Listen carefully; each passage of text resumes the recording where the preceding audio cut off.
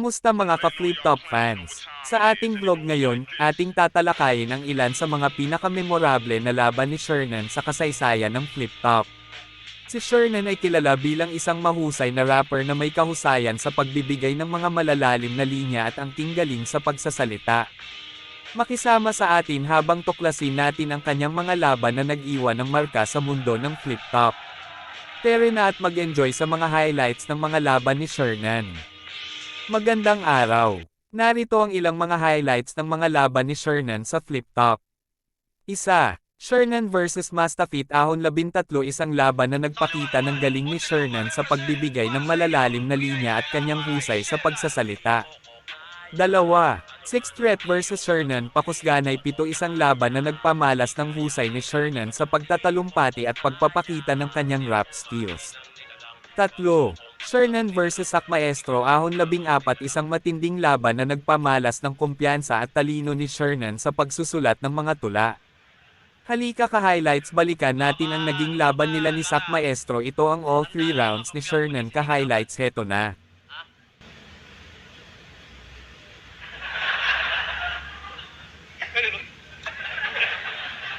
Amoy shabu ka.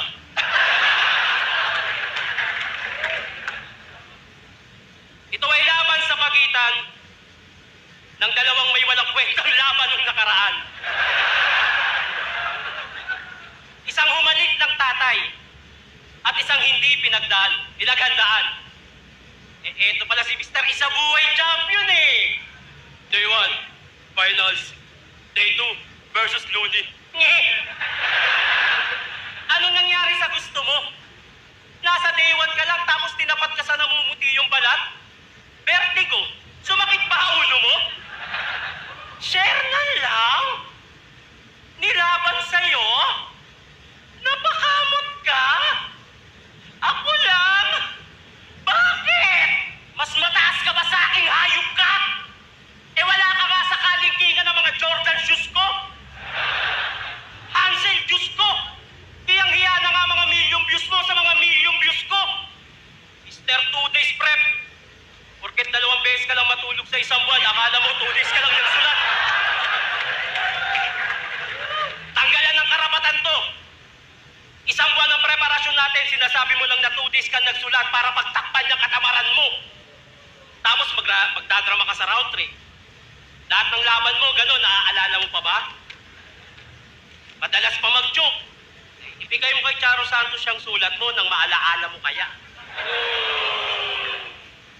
Probinsyanong overrated! Bisayang soft-hearted na aping-ape sa pagiging Bisaya. Kahit mga Bisaya kami, kaya-kaya lang, di ba kayo magsabayan sa mga Maynila? Nagagalit kayo pag nilalait ang lingwahe nyo? Respeto, gusto at laging binibida.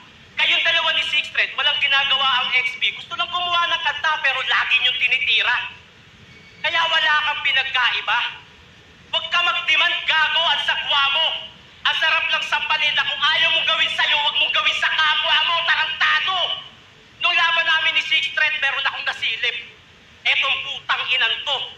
Okay mag-react sa gilid. Tamang shit si Abno. Mapapansin nyo kada hirit. Umiiling ng ganto. Panay react sa gilid. Kasi may sakit sa bato. Ano? Sino sumulat sa akin? Hulaan mo. Hindi ko sasabihin ako, pag-isipan mo. Ang kulit eh, no? Ang taas ng views ko sa Flip Top dahil sa mga battle na may topic at mga mabababaw na sulat. Kaya tingin nyo sa walang temang laban, hindi ko na kayang makasugat. Isang parte lang yun ng pagkatao ko na malaya akong nagamit. Dahil kung tutulad ako sa estilo nyo, malamang yung patutunguhan ko wala rin. Pero kung sa para kilala mo ko. Pati na kaibigan mong matalik. Nakakalimutan nyo atang isa ako sa pumaslang kay Balakid. Kaya noon sa maestro, wala akong pake kung sa'yo guro at tingin nilang lahat. Dahil ako yung estudyanteng nagawang pasakitin yung ulo ng teacher ko sa math. Si Sir Alarcon at si Ma'am Pasian. Saksi sila kung gaano ako katarantado pero binibasic ko lang yung x squared plus y squared equals question mark. Algebra, arithmetic, geometry, lahat yan naipasa ko dahil kung hindi, bigla ako nananaksak. Kaya ipakita mo kung sino ka. Taas noo. Dapat full of confidence. Diba nayayabang mo kaya mong bumati ng English quiz sa round 2? Let's go to English conference.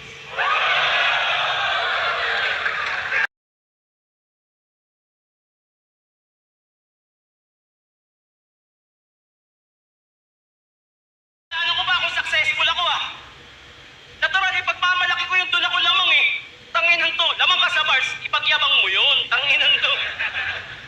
Marami akong pera Alang ibaba ko sarili ko. Tanginan to. Alam mo yung mga pinagsasabi mo, napaka-generic. Pwede mong sabihin sa iba yan. Ang ina ka. Sumurintoking kita. Di ba nung sa Davao, kayong dalawa ni Benji, may babae kayong kasama? O bakit hindi? Benji, hindi! Di ba tinulungan niyo yung lola tumawid ng kalsada? Oh, gini. Bait-bait nyo nga Buti tinulungan niyo yung lola, no?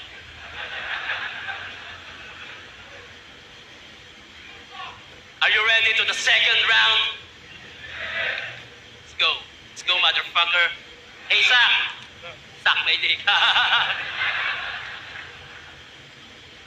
In any of your battle, you always say the words that no connect on your opponent. Saying this, saying that, for what? Do you really learn after your enrollment? Telling names, to make bars, but definitely, that was generic, pathetic, poetic. It will make sense if you give this.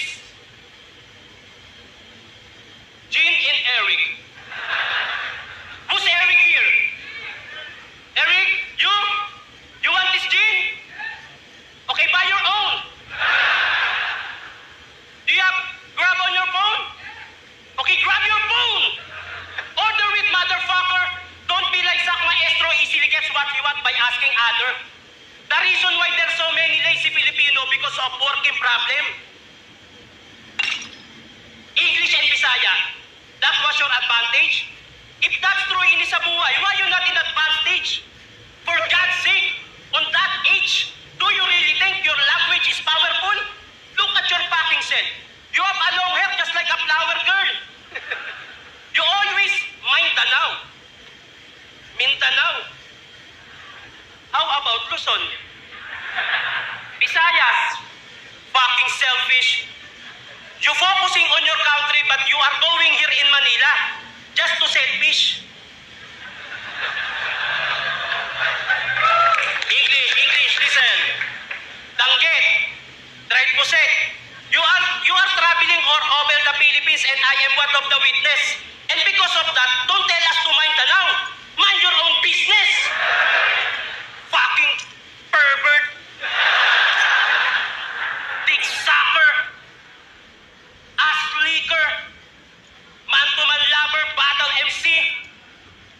Masturbating while drinking coffee in the middle of the sunset. Come on, let them see who you really are. You covering yourself by being rapper, but deep inside, you were feminine.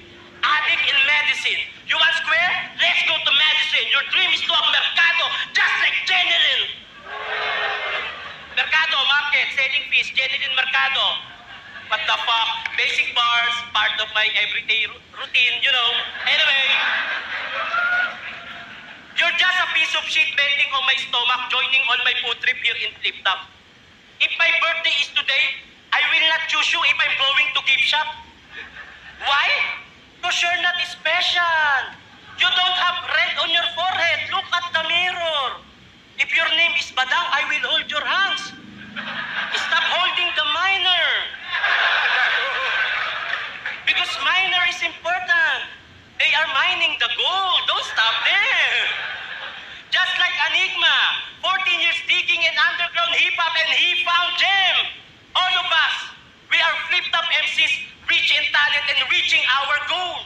I got mine, and if you don't got yours, that's your fault. Fucking English conference. I have wrong grammar, but I know you understand what I'm saying. Eh?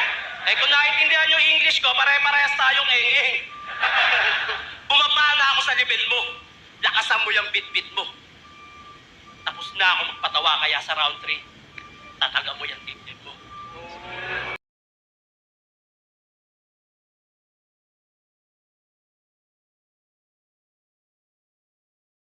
Yung mga hurado na nanghusga. Sino mga hurado dito?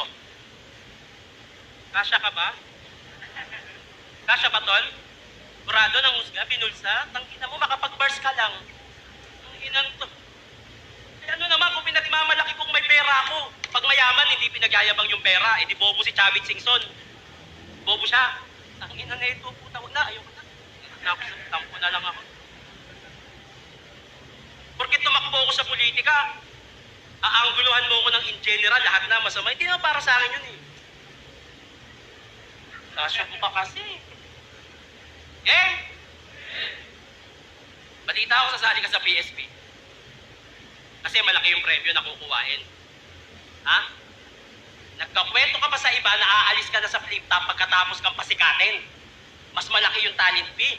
Para tanggapin ni Pibus itong liga, kailangan mo pang siraan. Eh putang ina mo, pwede ka naman lumaban sa parehas ng walang iniiwanan. Nakarinig ka lang ng 1 milyon, yung panga mo hindi na naman mapakali. Pag nanalo daw siya, yung 100K pang shabu. Yung 900 pang responde. Sa totoo lang, sa totoo lang, okay ang PSP. Kasi yan lang ang liga na umunawa ng manyakis at hinayaang makapagpaliwanag sa publiko. Malaki ang kita sa hinaharap na parang si Fujiko at nagawang palabasin ng tunay na kulay nitong hipokrito. Yun na nga lang ako sa PSP. Kasi mas malaki yung pera. Last battle ko na yung ahon. PSP talaga, promise, napakalaki ng pera. Pero nung wala pa yung PSP, puro kakutang kay Enigma. Kung walang flip top, wala ka. Kahit mag-rap ka habang buhay, hindi ka makikilala sa inyo. Puro ka pera, hayop ka, yung nagawa ng liga sa buhay mo, higit pa sa 1 milyon.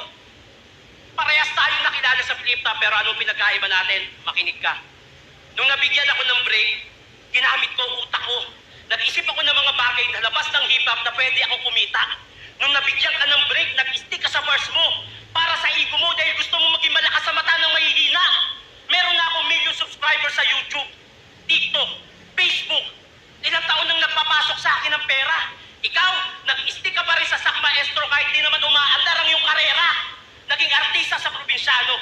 Ngayon, batang Quiapo, nakarating pa ng iba't ibang bansa. Ikaw, Pilipinas lang, puro rap battle pa gamit iba't ibang paksa. Hindi ka nag-ipon, hindi ka dumiskarte. Tapos magtataka ka kung bakit walang-wala kayo. Unti-unti ko nang natutupad mga pangarap ko habang ilang taon na ang nawawala sa'yo. Lahat tayo dadating sa pagre-retiro. Pag dumating yun, tapos na ang karir. Aasenso ka gamit ang flip-top o matutulad ka sa nangyari kay Kahir. Ilang taon na lang tayo sa eksenang Tosa. Alam ko masasaktan ka sa susunod na linya ko. Malalaos kang hindi man lang nakapagpundar para sa pamilya mo. Kaya sa'yo na yung bars. Isaksak mo sa baga mo. Wala akong plano gayahin ka pati estado ng buhay mo. Puro shabu at lyricismo para bumenta tong tanga. Pinagtatakpan na lang ng verse mo yung pagiging walang kwenta mong ama.